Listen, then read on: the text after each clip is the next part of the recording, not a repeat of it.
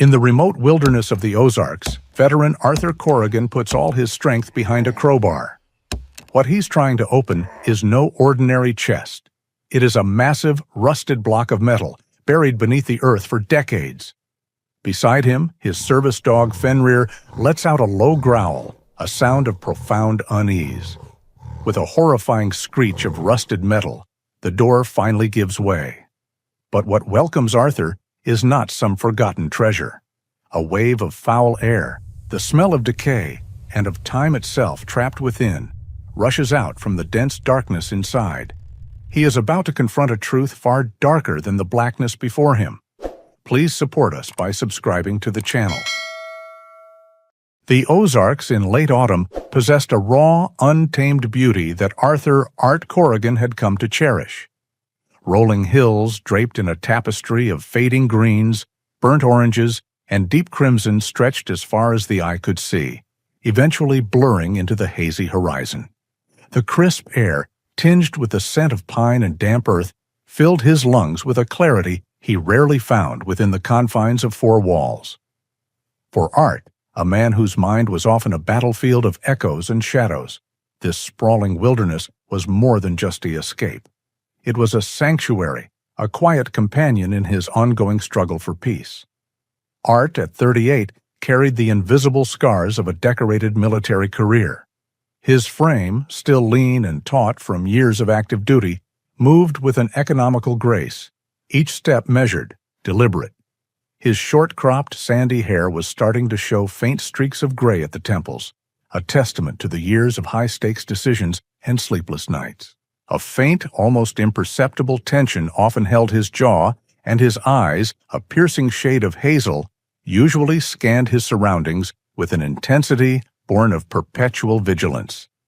Yet when they landed on Fenrir, the German shepherd by his side, a softness would momentarily dissolve the hardness, revealing a warmth that few people ever witnessed. Fenrir, an 8-year-old German shepherd, was a magnificent creature, his coat a striking blend of silver gray and stark white, giving him an almost spectral appearance against the muted forest floor. His intelligence shone through his dark, alert eyes, and his powerful, muscular body moved with an effortless confidence that bespoke years of rigorous training. Fenrir wasn't just a pet. He was Art's former canine partner, a bond forged in the crucible of combat zones. He was Art's shadow, his protector, and more importantly, his anchor. Where Art sometimes struggled to ground himself in the present, Fenrir was always there, a solid, breathing testament to unwavering loyalty. This particular morning, they had set out early, the first rays of the sun painting long, slender shadows across the forest floor. Art carried a lightweight hunting pack, not necessarily for a kill, but for the ritual of the trek itself. Fenrir trotted slightly ahead, his nose constantly working, sampling the rich tapestry of woodland scents. They navigated a familiar trail, a narrow deer path that wound deeper into a lesser-frequented section of the Mark Twain National Forest, heading towards a series of rocky bluffs Art wanted to explore. Suddenly, Fenrir stopped dead, his hackles rising almost imperceptibly. A low, guttural growl rumbled in his chest, a sound Art knew well, a signal of unease, not aggression, but definite alarm. Fenrir's head darted from side to side, his nose twitching frantically, before he began pulling, insistent, towards a dense, overgrown ravine that branched off the main path. "What is it, boy?" Art murmured, his hand instantly going to the small fixed-blade knife on his belt, a reflex he couldn't quite shake. He followed Fenrir, trusting his partner's instincts implicitly. The ravine, normally a trickle, showed signs of a recent flash flood, the banks deeply scoured, revealing layers of earth and rock that were usually hidden. The air here was heavy with the smell of damp soil and something else, something metallic and acrid, buried deep. Fenrir plunged down into the ravine, its powerful legs easily navigating the loose scree and exposed tree roots. He stopped at a section where the floodwaters had carved away a significant portion of the bank, revealing something massive and out of place. It was a section of metal, flat and dull gray, pitted with deep rust but incredibly thick. It didn't look like natural rock, nor like any forestry equipment Art had ever seen. Art knelt, Fenrir's nose nudging the strange object. He ran his gloved hand over the cold, rough surface. It was unmistakably man-made, yet fused with the earth as if it had always been there. He pulled out his multi-tool, deploying a small pick, and carefully scraped away the clinging mud and fragments of rock. More of the metal was exposed, revealing seams and bolts that hinted at a much larger structure. This wasn't just a piece of scrap. It was a part of something substantial, something engineered for immense strength. "That's not just an old barrel, is it, boy?" Art muttered, his brow furrowed in concentration.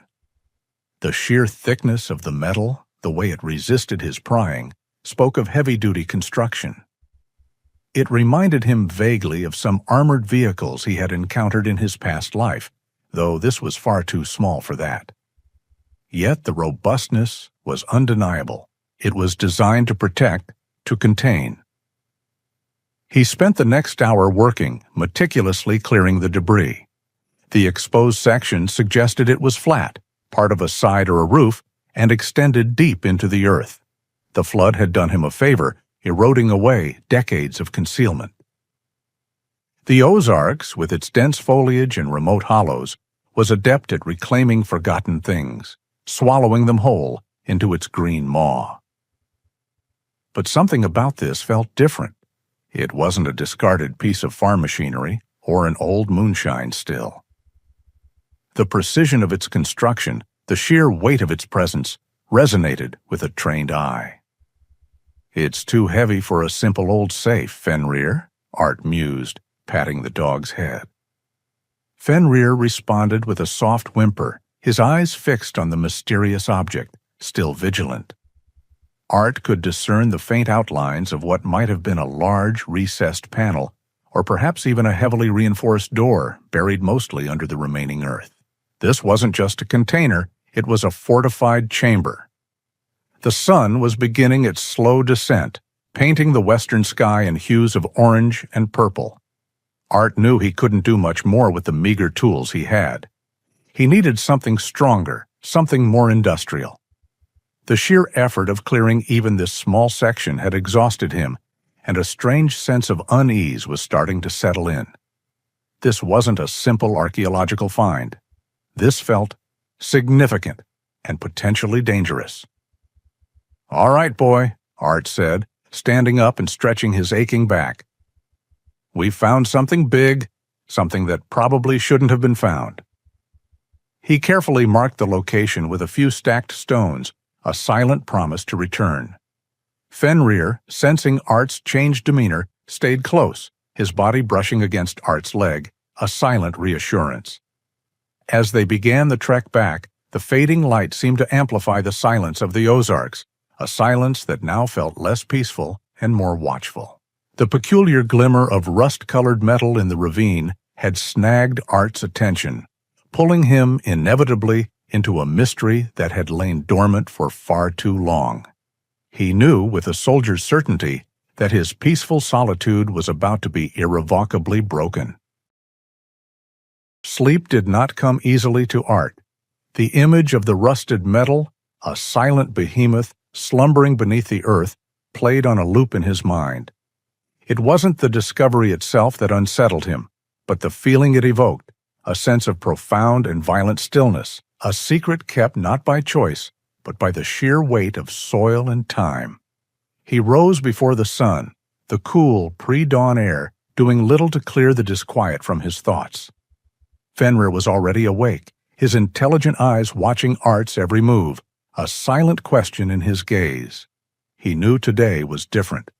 After a quick, functional breakfast of coffee and oatmeal, Art went to the heavy-duty toolbox, bolted to the bed of his Ford pickup. He retrieved a long steel crowbar, its heft familiar and reassuring in his hands.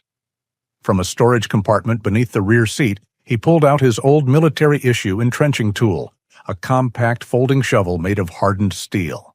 It was a tool he had carried through deserts and mountains, a simple, brutally effective piece of equipment designed for one purpose: moving earth. He was no longer a soldier, but the muscle memory, the instinct to prepare for a difficult task, remained deeply ingrained. The return to the ravine felt different from the day before. The morning mist clung to the hollows, muffling sound and lending an ethereal quality to the woods. Fenrir trotted close to Art's side, foregoing his usual scouting patrols. The air of anticipation was palpable, a shared, unspoken understanding that they were approaching something significant. When they arrived, the exposed corner of metal looked exactly as he had left it, an ugly, rust-colored scar on the face of the ravine. Art took a moment to survey the scene, his mind slipping into the familiar cadence of tactical assessment. He identified the faint straight lines in the earth that suggested the top and side of a large door. That would be his target. "All right, boy, watch my back," he said, his voice low. Fenrir let out a soft whine and settled onto a high point of the bank, his head on his paws, but his eyes alert and scanning their surroundings. The work was brutal. The Ozark soil was a stubborn mix of clay and rock compacted by decades of pressure. Art's first few strikes with the entrenching tool barely made a dent.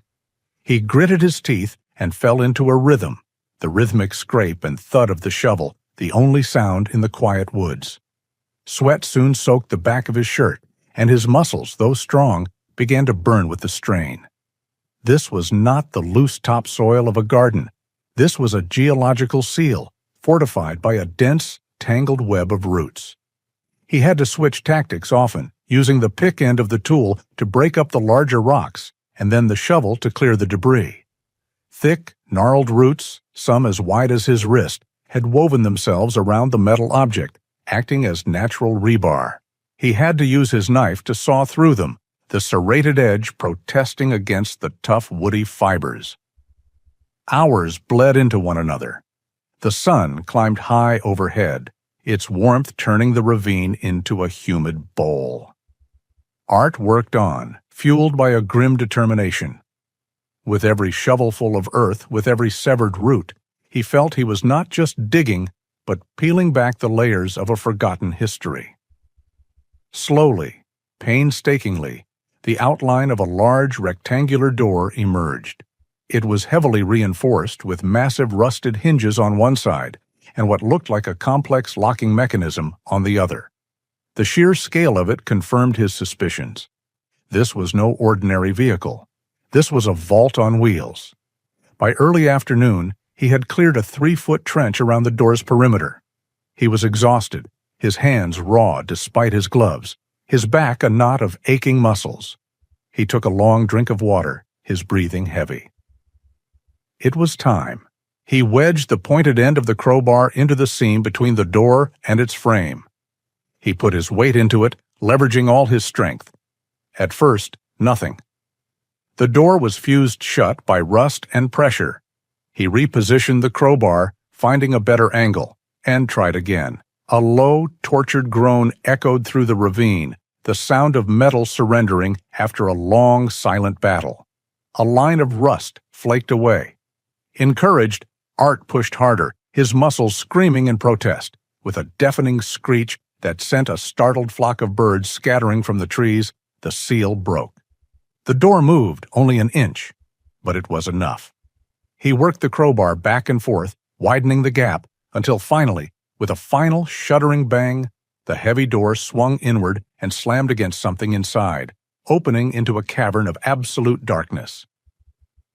Art stood back, catching his breath, as a wave of foul air washed over him, the thick, cloying stench of decay, mildew, and stagnant time. It was an odor of a sealed tomb, and for a moment he felt a profound sense of trespass. He pulled a powerful LED flashlight from his pack, its beam cutting a sharp white circle into the oppressive blackness. Fenrir, who had crept down the bank, stood beside him, a low growl of apprehension rumbling in his chest. Taking a deep breath, Art stepped through the doorway. The flashlight beam swept across the interior. The space was larger than he expected, the floor and walls made of solid steel. His light first fell upon a scattering of objects on the floor, and his blood ran cold. They were bones, skeletons. 2 of them slumped in what had once been seats in the front of the compartment. The remains were clad in the tattered, mold-eaten remnants of uniforms. Art could just make out the faded colors and an old peeling patch on one of the sleeves, the logo of a security company. This was not just an abandoned truck, it was a coffin. He moved deeper, his boots crunching softly on debris. The scene was one of frozen, violent chaos. Empty shell casings littered the floor. A rusted shotgun lay near the back wall.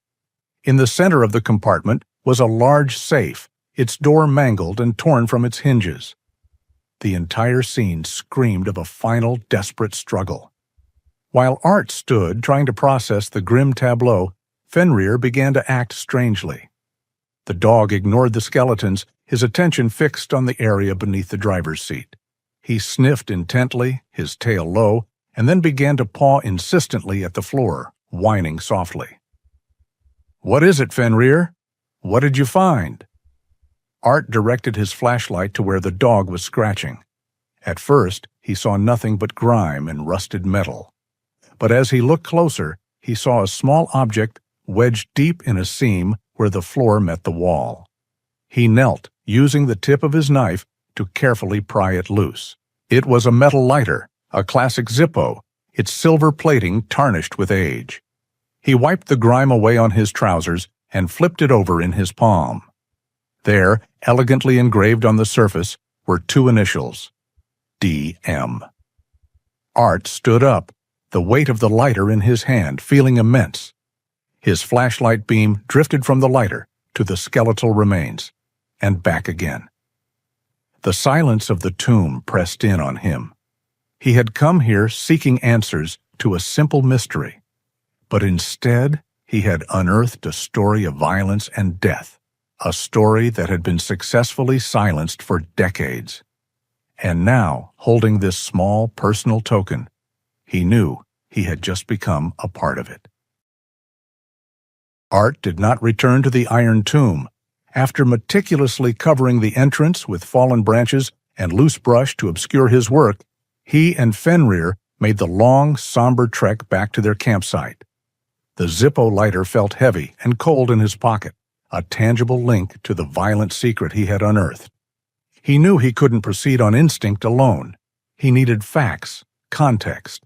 He needed to know what story the world had been told before he could understand the one the forest had kept hidden. The next morning, he left Fenrir on guard at the secluded campsite, the dog's steady presence a comfort even in his absence. Art drove his truck 20 miles to the nearest town, a small, sleepy hamlet named Harmony Creek. The name was an irony that wasn't lost on him. The town was nestled in a valley, a single main street lined with old brick buildings that had seen better days. It was the kind of place where time seemed to move slower, where secrets could easily take root and grow undisturbed in the quiet soil of community life. He parked in front of the county library, a modest single-story building that smelled of old paper and floor polish. Behind the circulation desk sat a woman with silver hair pinned in a tight bun and sharp, intelligent eyes behind half-moon reading glasses. A small engraved nameplate identified her as Alara Gable, the town librarian. She looked up as Art entered, her expression neutral but appraising. "Can I help you?" she asked, her voice crisp and clear. Art put on his most disarming academic demeanor. "I hope so," he said. "My name is Art. I'm a bit of a history enthusiast, and I'm researching the old logging routes in this part of the Ozarks. I was hoping you might have some local newspapers on file from the 1980s, say 1985 to 1990. Mrs. Gable studied him for a moment longer, then nodded. "We have everything on microfilm. The machine is in the back. I'll get you the reels for the years you requested." She returned shortly with several small boxes, showing him how to thread the film into the clunky, beige reader. Art thanked her and settled in, the room silent save for the whirring of the machine and the soft clicks as he scrolled through the years.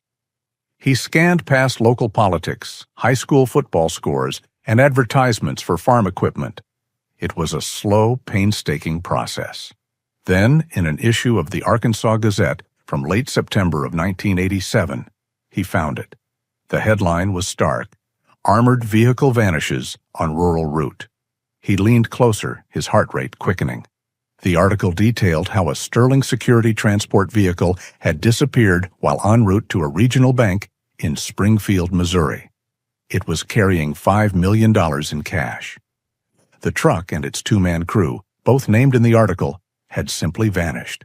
The last known contact was a routine radio check just after it had passed through a town not far from Harmony Creek.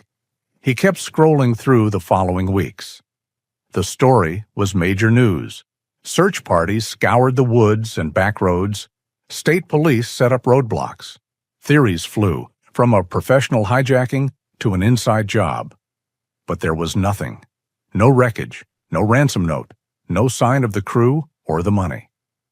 Within a few months, the articles grew smaller, moved to the back pages, and then disappeared entirely, swallowed by the relentless tide of new headlines. The case, it seemed, had gone cold with an unnatural speed. It had simply ceased to be a story.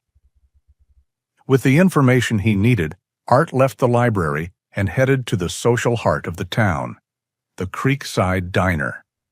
It was a classic small-town eatery with red vinyl booths, a long Formica countertop, and the comforting aroma of brewing coffee and frying bacon.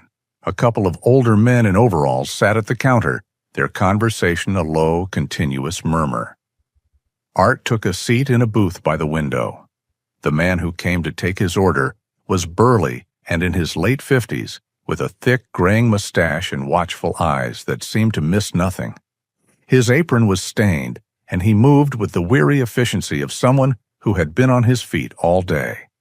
A name tag pinned to his shirt read, "Stan." "What can I get for you?" Stan asked, his voice a low grumble. "Just a coffee and a piece of that apple pie, please," Art said. When Stan returned with his order, Art initiated his cover story. "I was just over at the library," he began, his tone casual. "Doing some research on the old logging trails around here. Tough work back in the day, I imagine?" One of the men at the counter grunted in agreement. "Built this whole county. That work did." "I'll bet," Art said, taking a sip of coffee. "I was wondering in all that time, were there ever any big stories from out in those woods? Major accidents? Strange disappearances? Anything like that? Something that people still talk about?" The effect was instantaneous and chilling. The low murmur of conversation at the counter did not just quiet down. It stopped. The man who had spoken turned back to his coffee, his shoulders tensing slightly. Stan, who had been wiping down the counter, paused, his hand still. A silence descended on the diner, thick and uncomfortable. Stan's eyes, which had been merely watchful, now became hard and guarded. "Folks mostly keep to themselves around here," he said, his voice flat, devoid of its earlier gruff warmth. "The woods are the woods. People don't go looking for trouble." Art pressed gently, feigning innocent curiosity. "It's just for a history project, you know? Sometimes those old local stories are the most interesting. I read about a big disappearance back in 1987, an armored truck." That was the final straw. Stan placed his rag down on the counter with a deliberate thud. "We don't talk about that," he said, his voice low but carrying an unmistakable edge of finality. It wasn't a suggestion, it was an order. He gave Art a long, cold look. "Anything else I can get for you?" "No, that'll be all," Art replied, understanding he had pushed as far as he could. The wall of silence was impenetrable. This wasn't just a forgotten story. It was a forbidden one. He finished his pie, paid his bill, and left a generous tip. As he walked out the door, he could feel Stan's eyes on his back. He got into his truck and drove away, the idyllic facade of Harmony Creek now seeming like a thin veneer over something dark and rotten. He had his confirmation. The truck in the woods was the one from the papers, and its secret was being actively, aggressively guarded by the people of this town. Back inside the Creekside Diner, Stan watched Art's truck disappear down the main street. His face was a grim mask of concern. He picked up Art's empty coffee cup and plate, his movements slow and heavy. After placing them in the wash basin, he wiped his hands on his apron and walked purposefully toward the small office in the back. He closed the door, picked up the old rotary phone on his desk, and dialed a number from memory. After 2 rings, someone picked up. "It's Stan," he said, his voice hushed and urgent. "We have a problem. There's a new guy in town, an outsider, and he's asking questions about 1987. The drive back from Harmony Creek was cloaked in a new kind of silence.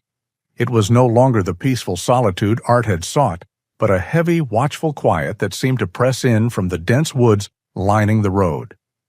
The encounter at the diner had confirmed his worst suspicions. This wasn't a cold case, it was a buried one, and he had just disturbed the grave. His questions had acted like a shovel, striking the lid of a coffin someone had gone to great lengths to keep hidden. As his truck rumbled down the dirt track leading to his campsite, a familiar sense of hypervigilance washed over him, a feeling he hadn't truly experienced since his last deployment. Every snap of a twig, every rustle of leaves, registered not as the normal sounds of the forest, but as a potential threat. He parked the truck in its usual spot under a canopy of oak trees and got out. He expected Fenrir to come bounding out to greet him, his powerful body a blur of gray and white. But the dog was nowhere in sight. Instead, a low, menacing growl emanated from the direction of the campsite. It was a sound that sent a jolt of pure adrenaline through Art. That wasn't Fenrir's warning growl. It was his combat growl, the one reserved for an immediate and present danger. "Fenrir, heel!" Art commanded, his voice sharp and low. He drew the heavy maglite from the door of his truck, its weight a poor substitute for a weapon, but better than nothing. He moved forward cautiously, his steps silent on the packed earth, his eyes scanning the shadows.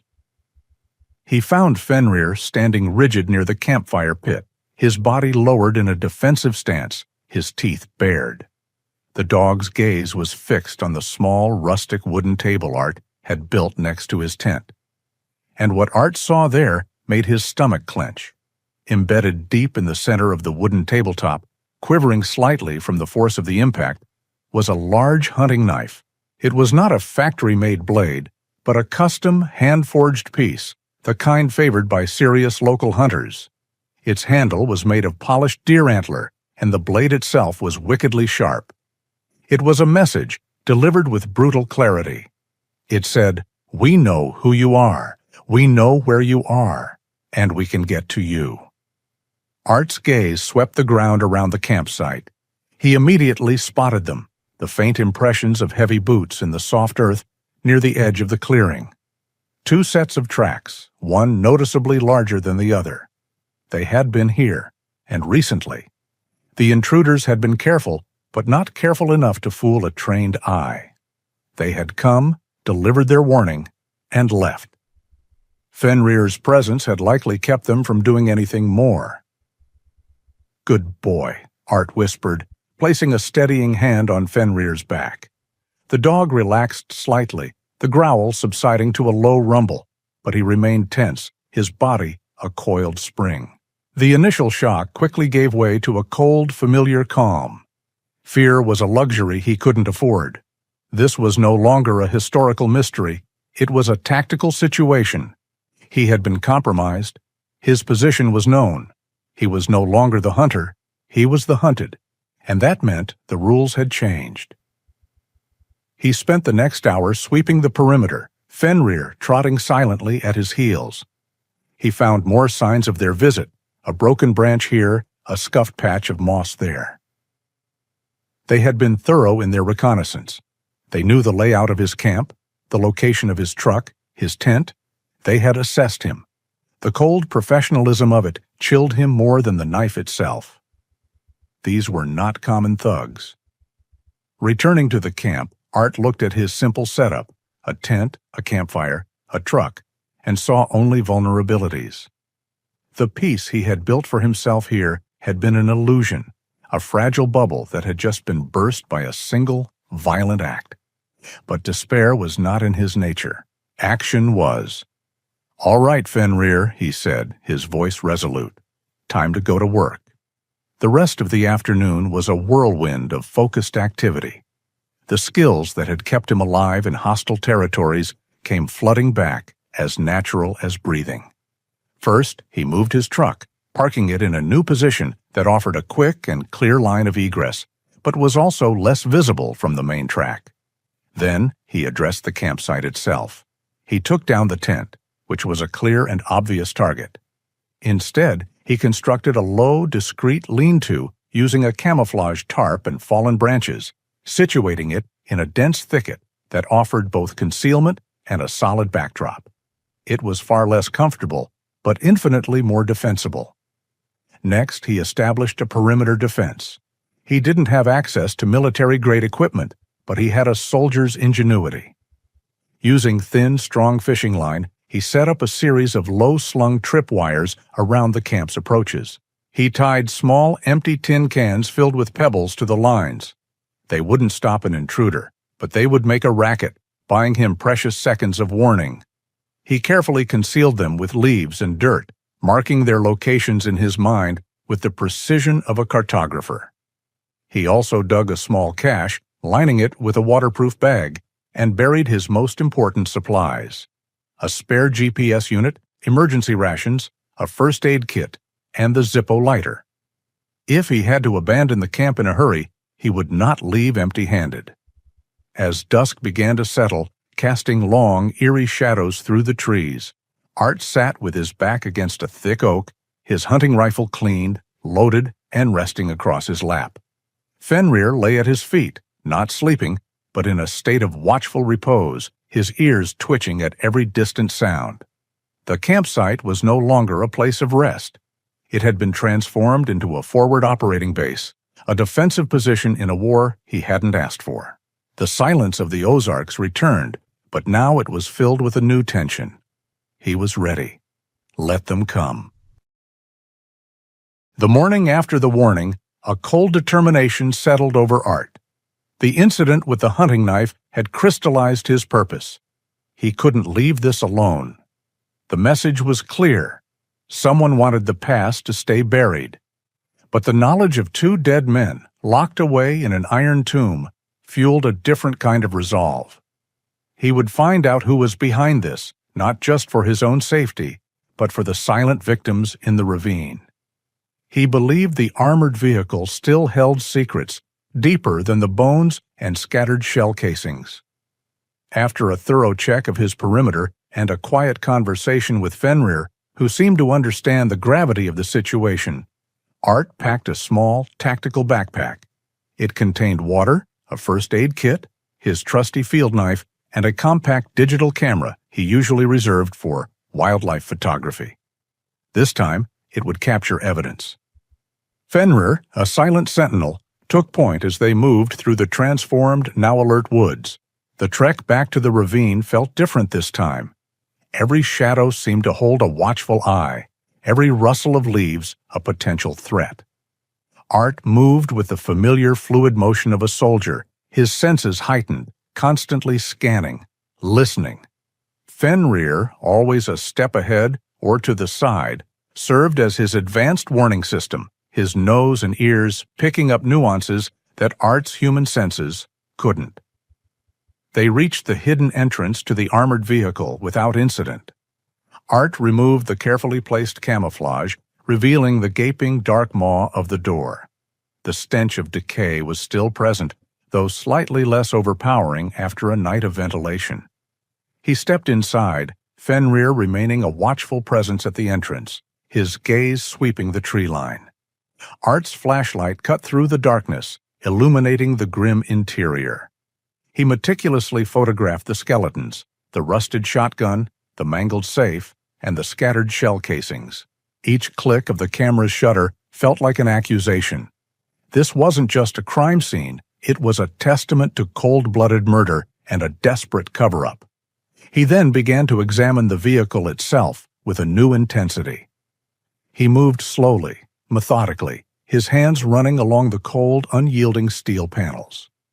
He checked every seam, every corner, every possible cavity that a fleeing criminal or a desperate victim might use to hide something.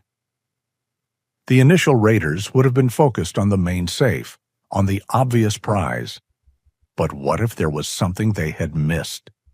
He paid particular attention to the floor. The metal was old, rusted, and scarred. He tapped it with the butt of his knife, listening for changes in resonance. Under the driver's seat, where Fenrir had found the Zippo lighter, Art noticed a faint rectangular seam in the steel floor, almost invisible beneath layers of grime and surface rust. It was not a part of the original construction, but a modification, skillfully done, then painted over. His heart pounded. This was it. This was the deeper secret. He spent another hour using his knife and crowbar, patiently prying at the edges of the hidden panel. The work was slow, intricate, requiring a delicacy that belied the brute strength needed earlier to open the main door. Finally, with a soft clang, a section of the floor, about 2 feet by 3 feet, lifted slightly. Beneath it lay a cavity, lined with a thick, waterproof tarp that had hardened and stiffened over the decades. Inside the cavity, stacked neatly, were numerous bundles wrapped in heavy-duty plastic and sealed with thick electrical tape. They were not just bundles, they were bricks of cash. Art carefully pulled out the topmost bundle. The outer plastic was brittle, cracked, and covered in a fine layer of mold, just as he had anticipated. He peeled away the outer layers, revealing a smaller inner vacuum-sealed bag. This, too, showed signs of age, but the seal was intact. Through the clear plastic, he could see tightly compressed stacks of $100 bills, crisp and green, largely untouched by the ravages of time and moisture. He estimated the value of this hidden hoard to be close to $2 million. The original thieves, in their haste and focus on the main safe, had completely missed this. Or perhaps it was a contingency plan, an escape route for one of the inside men, never realized. He snapped several photos of the money, close-ups of the bills, the bundles, the hidden compartment itself. This was irrefutable proof not just of a robbery, but of a fortune still lying dormant, waiting. He carefully selected one of the better-preserved bundles, the outer plastic peeling slightly, but the inner seal still holding. This would be his physical evidence. He carefully placed it into a waterproof bag, then secured it deep within his tactical backpack.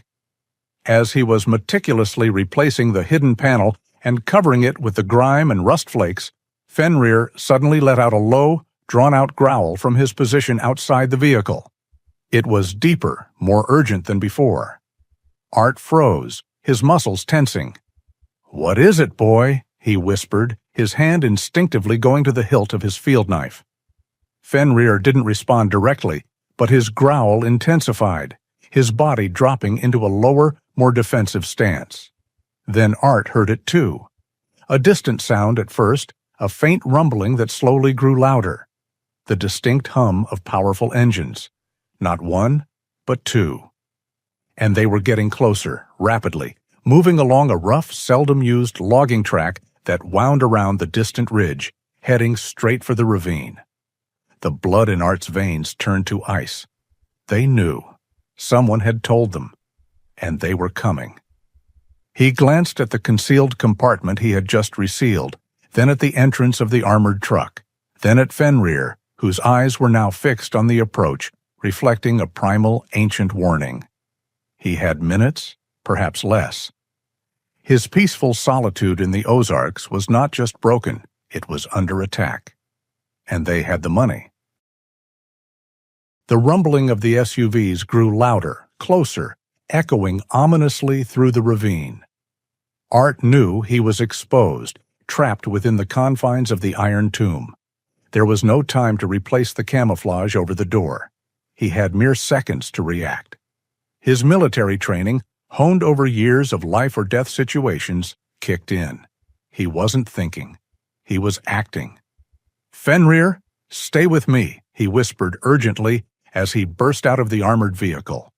Fenrir, ever alert, was already moving, falling in beside Art's left leg as they sprinted up the steep bank of the ravine. Art's eyes darted around, mapping escape routes, identifying cover. The dense foliage of the Ozarks, once a haven, was now a potential labyrinth for evasion. As they cleared the top of the bank, the first of the black SUVs, a heavily modified Ford Expedition, screeched to a halt on the old logging track. The driver, a hulking man with a shaved head and a grim expression, immediately spotted Art and Fenrir. The passenger door flew open, and a second man, slimmer but equally imposing, with a neatly trimmed beard, jumped out, a rifle already in his hands. "Freeze! Don't move!" the bearded man yelled, his voice cutting through the air. Art didn't hesitate. He knew these men weren't here for a polite conversation. They were here to silence him. He plunged deeper into the woods, Fenrir a blur of gray and white beside him. The Ozarks' rugged terrain became their ally. They ducked under low-hanging branches, scrambled over fallen logs, and plunged through thickets of blackberry bushes, thorns tearing at Art's clothes, but failing to slow him down.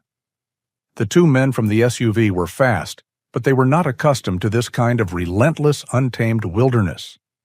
They wore heavy boots and tactical gear, which, while effective in open ground, hindered them in the dense, uneven forest. Their pursuit was marked by crashing through undergrowth rather than Art's fluid, silent movement. "Spread out!" Art heard the bearded man shout. "He can't get far." He pushed himself harder, the backpack with the money bouncing against his back, a constant reminder of the stakes. He drew on a well of endurance he thought he had long since depleted. Fenrir, despite his age, was tireless, his powerful legs effortlessly carrying him over obstacles. He seemed to draw energy from the danger, his senses fully engaged, leading Art through the densest parts of the forest, instinctively choosing paths that offered maximum cover. Art quickly employed evasion tactics. He ran in zigzags, broke visual contact, and then doubled back, making it harder for his pursuers to predict his movements. He knew he couldn't outrun them indefinitely in a straight line, especially if they were younger and fresh. His advantage lay in his knowledge of unconventional warfare and the terrain. He spotted a small, rocky outcrop ahead, riddled with fissures and partially hidden by a curtain of vines. Perfect? He plunged into it, Fenrir right behind him, using the natural features to break line of sight. He could hear his pursuers getting closer, their heavy footsteps crashing through the undergrowth. "He went this way," one of them shouted, his voice closer now.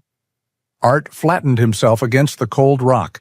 Fenrir crouched low beside him, a barely visible shadow.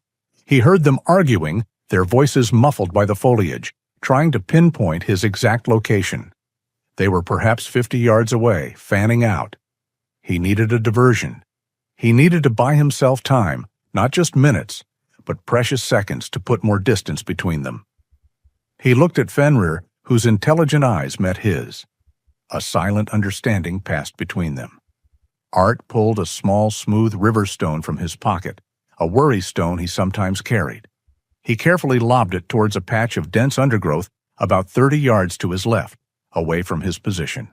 The stone landed with a sharp crackle of dry leaves and a rustle. "Did you hear that?" the bigger man yelled. "Over there! He's trying to flank us!" The two men immediately shifted their attention, moving towards the sound, their backs momentarily turned to Art's true position. This was his chance. "Fenrir, now!" Art whispered, pointing. The German Shepherd didn't need a second command. He exploded from cover, a silent gray and white missile. He didn't charge directly at the men. Instead, with astonishing speed and agility, he circled wide, coming up on the flank of the bearded man who was intently focused on the decoy sound. The bearded man suddenly let out a startled yell as Fenrir, without a sound, lunged. He didn't bite to kill. He bit to disable. His powerful jaws closed around the man's lower leg just above the ankle. The man screamed, stumbled, and fell hard, his rifle clattering uselessly to the ground. Fenrir held his grip for a precious second, then released, melting back into the shadows. The hulking driver, startled by his partner's sudden cry, spun around, momentarily confused. "What the hell was that, Miller?" he roared, his rifle now sweeping wildly. "The damn dog! He bit me!" The bearded man, whom Art now knew as Miller, shrieked, clutching his leg. This was Art's window. He didn't wait. With Fenrir already back at his side, he pushed off the rocks, sprinting deeper into the Ozarks' tangled embrace. They ran for what felt like an eternity, through thickets and over streams, up and down the relentless rolling hills. The adrenaline pulsed through Art's veins, dulling the aches in his muscles. Fenrir, a silent, tireless shadow, continued to lead the way, his instincts unerring, guiding them towards a deeper, more remote section of the forest where Art knew there were several small hidden caves. He could still hear the distant shouts, the occasional crackle of breaking branches, but the sounds were fading, growing more desperate. They had gained significant ground. Fenrir's attack had worked. It had bought them the crucial moments they needed to escape. Finally, Art spotted it, a narrow, almost invisible crevice in a sheer rock face, barely large enough for a man to squeeze through. It led into a small, dry cave he had discovered weeks ago, a perfect hideout. "In, Fenrir!" he gasped, pushing the dog gently forward. Fenrir slipped inside, and Art followed, pulling a large, thorny bush across the opening to obscure it. Inside the cool, damp darkness, Art collapsed onto the rough floor, his chest heaving, his body shaking from exertion. Fenrir lay down beside him, equally winded, but his gaze remained fixed on the veiled entrance. Art pulled Fenrir close, burying his face in the dog's thick fur. "You saved my life, boy," he whispered, his voice thick with emotion. Fenrir responded with a soft lick to Art's cheek, a warm, steady presence in the heart of their desperate flight. The pursuit had been brutal, but they had survived. For now. For hours, Art and Fenrir remained in the cool, silent sanctuary of the cave. The immediate sounds of pursuit had faded, replaced by the natural, rhythmic pulse of the forest. Art's adrenaline slowly subsided, leaving behind a bone-deep weariness and the sharp, metallic taste of fear. He methodically checked Fenrir for injuries, his hands expertly running over the dog's powerful frame, relieved to find nothing more than a few minor scratches. He then tended to his own scrapes, his movements economical and practiced. In the shared stillness, the bond between man and dog was a palpable force, a silent acknowledgement of their shared ordeal and survival. But safety was a temporary illusion. He knew his pursuers wouldn't give up easily. They were organized, equipped, and motivated by the $2 million secret still buried in the ravine. He couldn't stay hidden forever. Hiding was a tactic, not a strategy. To survive, he needed to move from defense to offense, and that required intelligence. He needed to know who he was fighting. From his waterproof backpack, he carefully removed 2 items that were his lifeline to the outside world: a small, ruggedized tablet and a compact satellite modem. It was expensive gear, but for a man who sought solitude in the most remote corners of the country, it was a necessary tool for safety and connection. He set up the small satellite dish near the mouth of the cave, angling it towards the open sky, and waited for the small green light to indicate a stable connection. With Fenrir standing guard at the entrance, his ears perked, Art began his digital investigation. He had 2 key pieces of physical evidence: the Zippo lighter with the initials DM, and a crucial piece of auditory intel he'd gained during the chase, the name Miller, shouted in a moment of panic. His first step was to revisit the news articles from 1987. He quickly found the original reports of the Sterling security robbery. He scrolled down to the section naming the two missing guards. His eyes locked onto the second name, David Miller. The initials matched. For a moment, it seemed simple. The lighter belonged to one of the victims. But Art's instincts screamed that it was too easy, too convenient. Why would a killer, after successfully covering his tracks for decades, keep a personal item from one of his victims? It felt wrong. A professional wouldn't make that kind of sentimental mistake. What if the lighter wasn't a trophy, but a mistake? Something dropped, not taken. This new line of thinking led him to his next search. Who investigated the crime? An investigator would have been all over that scene, both before and after the truck was hidden. Sifting through follow-up articles, he found a piece that quoted local law enforcement officials on the stalled investigation. He scanned the names of the sheriff, the state police captain, and the deputies involved. And then he saw it, a name that made the hair on his arms stand up. The lead investigating deputy from the county sheriff's department, the man on the ground for the initial search, was named Daniel Murphy. DM. The pieces began to click into place with terrifying speed. He now had two sets of matching initials, one a victim, the other the law. Art abandoned the news archives and shifted his focus entirely to Daniel Murphy. He began a new search, cross-referencing the name with public records. He quickly found a short article in a local paper from 1988, just over a year after the heist. Deputy Daniel Murphy was taking an early retirement from the force, citing stress and a desire to pursue private business ventures.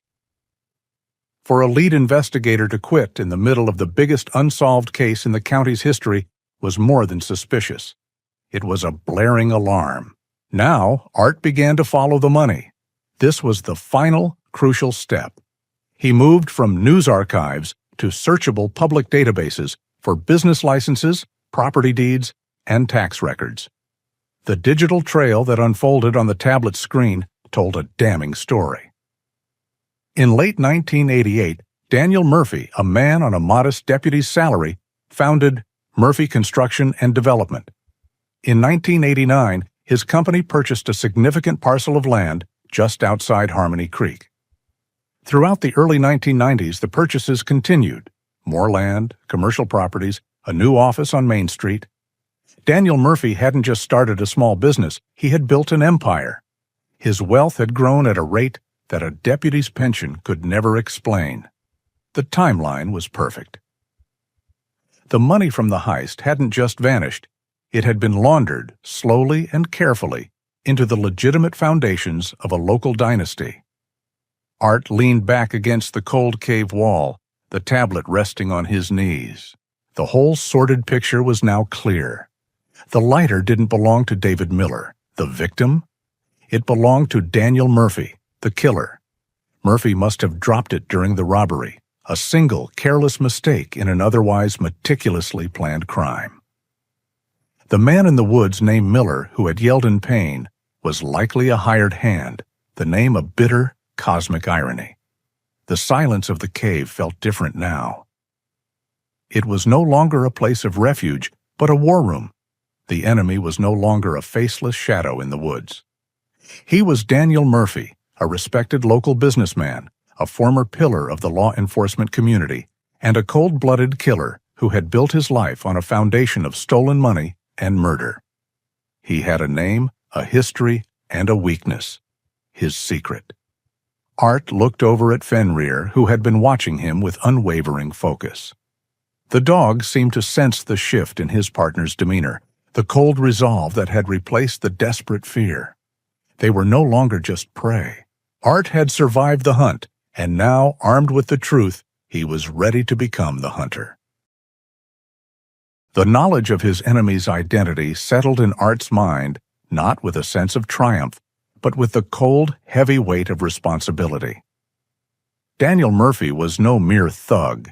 He was a deeply entrenched and powerful figure who had successfully manipulated the system for decades. Going to the local sheriff was out of the question. For all Art knew, Murphy's influence extended into the current department. To bring a man like that to justice, He needed a force that couldn't be bought or intimidated. He needed the FBI. Huddled in the relative safety of the cave, Art opened an encrypted messaging application on his tablet. He scrolled through his short list of contacts until he found the name he was looking for: Mark Jensen. Agent Mark Jensen was more than just a friend.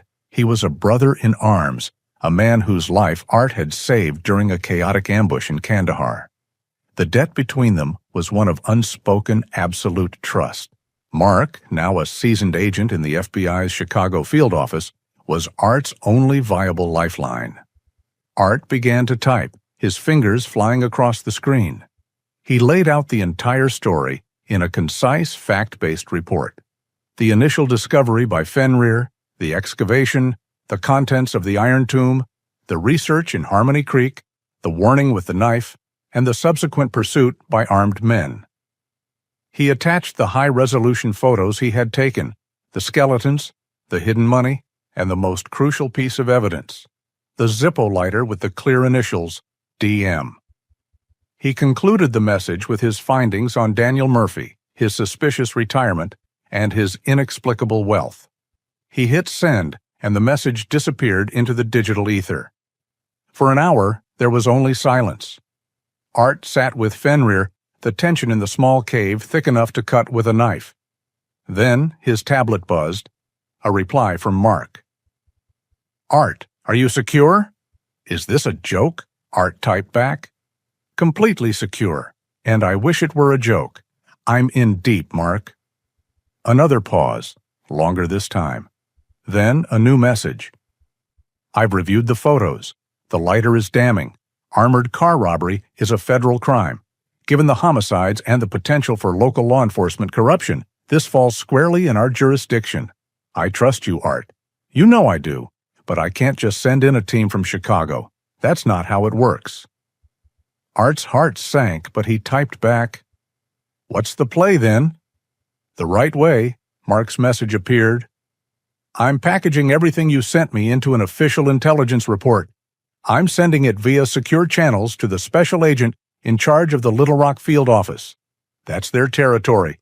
I'll flag it as high priority, time-sensitive, with a credible threat to a citizen witness. That's you. This will get their attention, Art, but it will take time. They'll have to verify, get warrants. It could be 24 hours, maybe 48. Can you stay safe for that long?" "I don't plan on staying safe," Art typed. "I plan on ending this." He knew he couldn't just wait to be rescued. Murphy's men were still out there, and they would be combing the woods for him. He had to force Murphy's hand, make him act recklessly. He had to bait the trap. His research had revealed a popular independent news blog called The Ozark Exposé, run by a local journalist known for her willingness to challenge authority and publish controversial stories.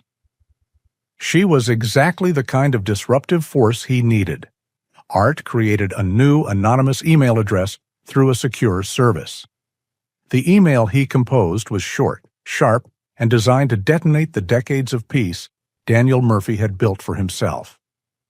He attached only one file, a crystal-clear, close-up photograph of the Zippo lighter, the initials DM, gleaming under the light of his flashlight. The body of the email was just 2 sentences. "Ask Harmony Creek's most successful businessman, Mr. Daniel Murphy, what he might have dropped in the woods back in 1987. Some things don't stay buried forever." He sent the email, then immediately deleted the account, severing the digital thread. The message was out. It was a lit fuse, and it was only a matter of time before it reached the powder keg. Murphy, upon seeing that lighter, would know that his secret was not just discovered, but that the physical evidence linking him directly to the crime scene was in someone else's hands. He wouldn't send his men. He couldn't trust them with something this critical. He would have to come himself. Art shut down his equipment and packed his bag. The time for hiding was over. The FBI was in motion, but their timeline was too slow. The blogger's post would be his catalyst, forcing a confrontation on his terms. "Come on, boy," he said to Fenrir, his voice a low, determined rumble. "Let's go home." They slipped out of the cave, not heading back to their compromised campsite, but moving with a new purpose. They traveled through the dense woods, using the fading daylight to their advantage, circling back towards the one place he knew Murphy would have to go. They were returning to the iron tomb in the ravine. It was where the story had begun, and Art was determined to make it the place where the story would end. He was no longer the prey. He was now setting the stage, preparing the battlefield for the final act. Art and Fenrir reached the ravine under the cloak of deep twilight. The setting sun had painted the Ozarks in bruised purples and fiery oranges, but down in the gully, darkness was already absolute, save for the faint glow of the distant horizon. Art knew this terrain intimately now. He moved with purpose, Fenrir a silent shadow at his heels. This wasn't just a hiding place, it was a carefully chosen battlefield. He spent the next few hours setting up. The exposed armored vehicle, its door a gaping maw, was the focal point. Around it, Art established a series of tripwires and strategically placed obstacles, not to injure, but to create noise and channel movement. He positioned himself and Fenrir on a small, elevated ledge overlooking the vehicle, offering excellent cover and a clear line of sight to the approaches. He pulled out his night vision monocular, sweeping the logging track and the surrounding woods. The air was cold, damp, and still. The tension was a palpable, living thing. Just after midnight, the hum of distant engines broke the silence. 2 vehicles. Art's hand tightened on his rifle. This was it. The headlights cut through the darkness as the black SUVs, identical to the ones from the pursuit, slowly navigated the rough track. They stopped short of the ravine, perhaps 100 yards away. 3 figures emerged. 2 were the men from the previous chase, the hulking driver and the bearded man, Miller, who walked with a noticeable limp, a grim testament to Fenrir's earlier intervention. The 3rd figure was older, distinguished even in the low light, with a commanding presence that radiated a lifetime of authority. He wore an expensive-looking dark coat, his silver hair catching the faint ambient light. This had to be Daniel Murphy. Art watched through the monocular as Murphy, looking furious and agitated, gestured emphatically towards the ravine. He barked orders at his 2 men, who then fanned out, their rifles held ready. Art noted Murphy's own hand resting inside his coat, a telltale sign of a concealed weapon. The old man was dangerous, not just with money and power, but with a primal, desperate rage. Miller and the driver cautiously approached the ravine. Art let them pass his outer tripwires, preferring to deal with them closer to the vehicle. He heard the faint jingle of cans as the hulking driver stumbled over one of Art's inner tripwires. "Damn it, Miller! Watch your step!" the driver hissed. "It's booby-trapped," Miller whispered back, his voice strained. "He's waiting for us." As they reached the edge of the ravine, Art decided to make his presence known.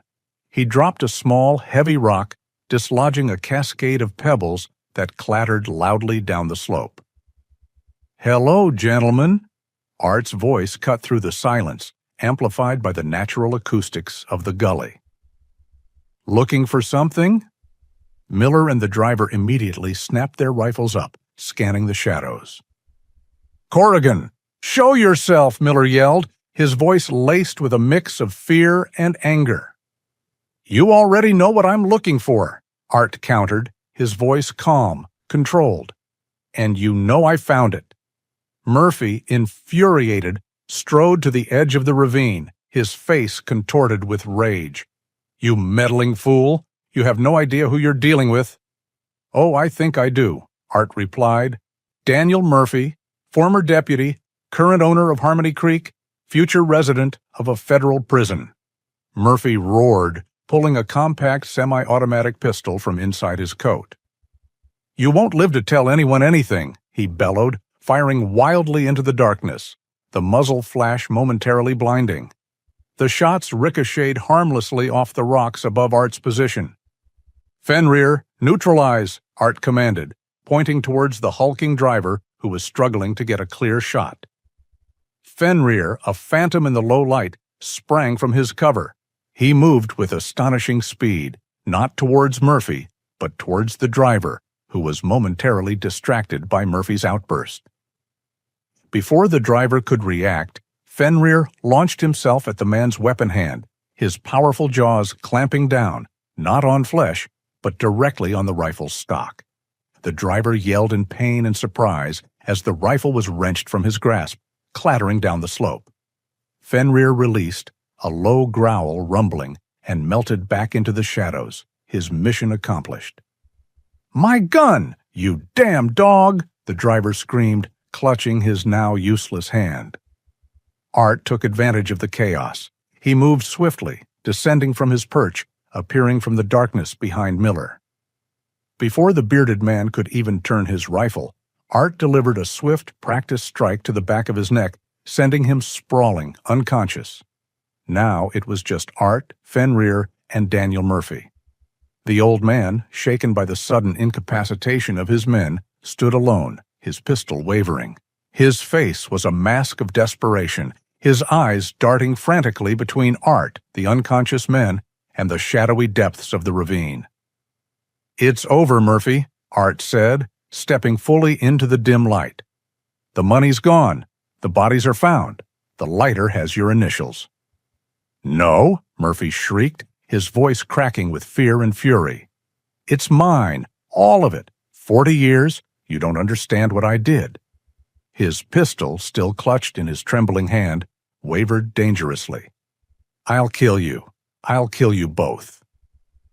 "You already did that once, didn't you?" Art countered, his voice cold.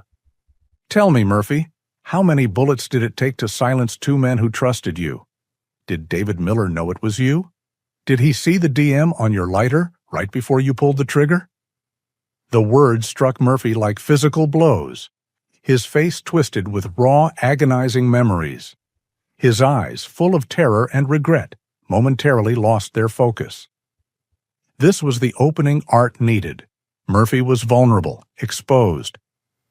"They just trusted me," Murphy stammered, his voice barely a whisper, a tremor running through his entire body. "They trusted me. I told them it was a setup, easy money. Then it went wrong. Miller, he saw the lighter. I had to." As Murphy's confession spilled out, the sound of approaching sirens, faint but unmistakable, began to echo through the hills. Murphy's head snapped up, his eyes widening in pure horror. He lunged, not at Art, but towards the entrance of the armored truck, perhaps hoping to retrieve something or make a last desperate stand. But Art was faster. He anticipated the move, intercepting Murphy before he could reach the door.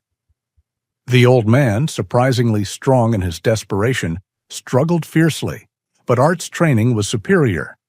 He disarmed Murphy with a quick, fluid motion, sending the pistol skittering across the rocky ground. He then brought Murphy down, gently but firmly, pinning him against the cold, hard earth. Fenrir stood guard, a silent, menacing presence. "It's done, Murphy," Art said, looking down at the defeated man. "It's all done." The wail of sirens grew louder, cutting through the crisp night air, a symphony of justice descending upon the hidden ravine. Daniel Murphy, pinned to the cold earth by Art, listened to the approaching sounds, his face a mask of utter defeat.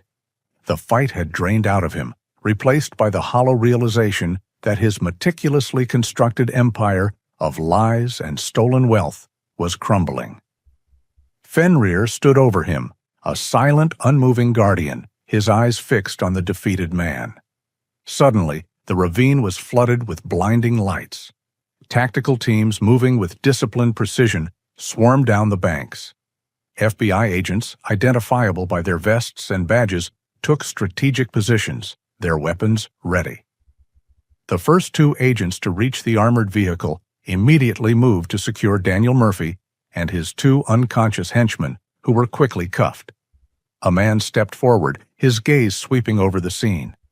He was tall, with a no-nonsense demeanor and a look of calm authority. His eyes quickly found Art, who was standing back, allowing the agents to work. "Arthur Corrigan?" the agent asked, his voice firm but respectful. "That's me," Art replied. Fenrir, sensing the situation was under control, nudged Art's leg, a quiet reassurance. "Special Agent in Charge Roberts, Little Rock Field Office," the agent introduced himself, offering a hand. "Agent Jensen filled us in. Good work, son. Very good work." He glanced at Fenrir with a nod of approval. "And a very good partner." Art simply nodded, his gaze distant, taking in the scene. Forensic teams were already moving in, meticulously documenting the crime scene within the armored vehicle. Flashbulbs popped, illuminating the skeletal remains, the scattered shell casings, the broken safe. The hidden compartment was quickly located, and the bundles of cash carefully extracted and tagged. The Zippo lighter, which Art had handed over to Agent Roberts, was placed into an evidence bag. Agent Roberts turned back to Art. "Your testimony, along with the evidence we've collected, and frankly, Mr. Murphy's rather enthusiastic confession, will be enough to put him away for a very long time. Not just for the original robbery and murders, but for the attempted murder of a federal witness, you." Art looked at the now handcuffed Murphy, who was being led away, his face pale and his head bowed. There was no triumph in Art's heart, only a quiet, somber satisfaction. The dead men in the truck would finally have their names cleared, their families given closure. The millions of stolen dollars, once a curse, would be returned. The process of debriefing was long and exhaustive. Art recounted the entire story to Agent Roberts and his team, providing every detail, every observation. He showed them where he had found the vehicle, how he had deduced Murphy's involvement, and how he had set the trap. Fenrir remained by his side throughout, a silent witness to the unfolding events. As dawn approached, painting the eastern sky in soft hues of rose and gold, the ravine began to transform. The grim tableau of the night was softened by the returning light. Art felt a profound sense release. The heavy burden he had carried since uncovering the vehicle began to lift. He had sought peace in these woods, and in a strange, violent twist of fate, he had found it not in escaping the past, but in confronting it. Later that morning, after the last of the forensic teams had packed up and the scene was secured, Art and Fenrir stood on a familiar Mom Jai, the very same rocky outcrop where Art had once found solace, looking out over the sprawling green expanse of the Ozarks. The air was clean, fresh, and free of the lingering stench of decay. The mist had burned off, revealing the endless, undulating hills, vibrant with the promise of a new day. Art knelt, wrapping his arms around Fenrir's powerful neck. The dog leaned into his embrace, a soft rumble in his chest. "We did it, boy," Art whispered, his voice thick with emotion. "We finally did it." Fenrir licked his face, his warmth a comforting presence against Art's cheek. The bond between them, forged in combat and tested by this unexpected journey, was stronger than ever. They had faced the darkness together and emerged into the light. The nightmares might still come, the echoes of his own past might still whisper. But now Art knew he had made a difference. He had brought justice where there was only silence, truth where there were only lies. And in doing so, he had found a profound, undeniable sense of peace within himself. The Ozarks, which had drawn him in search of quiet, had offered him something far more meaningful, a path to healing, paved with courage and unwavering loyalty. He and Fenrir, two old soldiers, stood side by side, ready for whatever quiet life awaited them, finally at peace with the world and with themselves. In the quietest corners of our hearts, we learn that true peace isn't found by escaping the world, but by finding the courage to face its shadows with a loyal friend at our side. The bond between a person and an animal is a profound reminder that loyalty and love can heal the deepest wounds. If the story of Art and Fenrir touched your soul, we would be honored if you would support us by subscribing to our channel. Your likes, shares, and comments help these stories of courage reach those who need them most. Our next journey is already waiting for you, right here on the screen.